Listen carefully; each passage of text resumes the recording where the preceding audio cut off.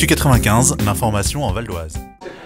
Le compte administratif est un compte administratif qui dégage un résultat positif de près de 10 millions d'euros, mais essentiellement,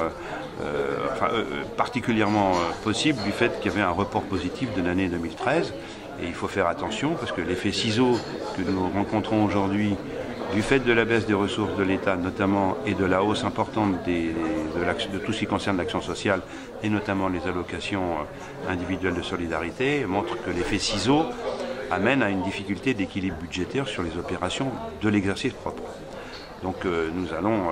avoir parallèlement un débat d'orientation budgétaire qui nous amène à regarder ces situations, à voir que cet effet ciseau est intolérable dans la durée, puisqu'on va perdre encore 20 millions de dotations de l'État au niveau de l'année 2015 et qu'il y aura encore 20 millions en 2016 et 20 millions en 2017, ce qui fera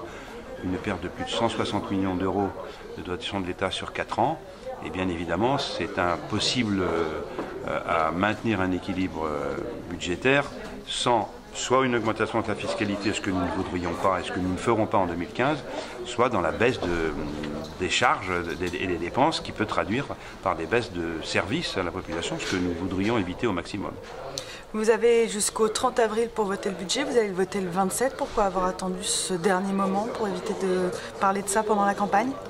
Non, ce n'était pas pour éviter de parler de ça pendant la campagne, parce que chacun a pu éventuellement évoquer dans le cadre de sa campagne sur le canton où il était candidat de la situation financière avec ses visions personnelles. Mais je pense que là, nous sommes dans un contexte avec un renouvellement de l'Assemblée qui est de plus de 60%, dans un contexte qui est extrêmement délicat et qu'il était difficile de mettre l'Assemblée départementale devant un contexte budgétaire figé, avec pourtant des décisions qui sont importantes à prendre et qu'il faut partager avec les nouveaux qui nous ont rejoints. Concrètement, qu'est-ce que ce nouveau budget va changer pour les Val-d'Oisiens dans leur quotidien ? Pour l'instant, ça va changer en termes de pression fiscale à rien, puisque nous avons donc décidé de ne pas augmenter la taxe sur le foncier bâti. Par contre, nous aurons bien évidemment des réductions de dépenses qui peuvent amener à ce qu'il y ait un certain nombre de services ou de soutien à certaines politiques publiques qui seront réduits. Nous n'abandonnerons rien vraisemblablement, mais nous aurons sur un certain nombre de niches à trouver des économies. Et ces économies, comme le dit très bien le Président, c'est en même temps pas que des économies, parce que l'économie, il faudrait maintenir le niveau de service, mais ça peut être un niveau de service réduit. Et nous souhaitons que la nouvelle donne du fait que la majorité des départements sont maintenant du côté de la majorité, d'une majorité plutôt de droite, avec donc obligatoirement des positionnements qui vont être pris au niveau de l'Assemblée générale des départements de France qui risquent d'être différentes de celles que nous avons connues, et cela heureusement. Nous espérons que nous aurons un infléchissement de la position de l'État en matière de la baisse des dotations, et nous préférerions que ce soit une baisse du soutien de la politique sociale qui est menée et qui représente plus de 57% du budget de fonctionnement du département. Vous avez déjà une idée des services que vous allez réduire ?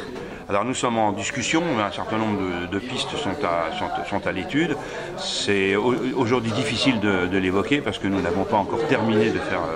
ce point, mais nous espérons dans les 2-3 ans qui viennent à augmenter les économies réalisées, la baisse des dépenses réalisées qui est à ce jour à 55 millions, nous espérons pouvoir la monter de 10 millions supplémentaires dans les 2 ans qui viennent. Votre opposition fait remarquer que la taxe foncière ne va pas augmenter en 2015, mais que vous ne dites rien pour 2016-2017. Une étude de l'Association des départements de France montre qu'en 2016, la moitié des départements auront un résultat net négatif et les 3/4 en 2017. Donc en tout état de cause, et on a entendu dans la presse ce matin et à la radio, les grandes villes augmentent déjà leur fiscalité parce qu'elles sont prises à la gorge comme les départements. Et il y a une nécessité, de ce que je disais, de cet infléchissement de la décision du département de baisser les dotations et de laisser progresser les charges, notamment sociales,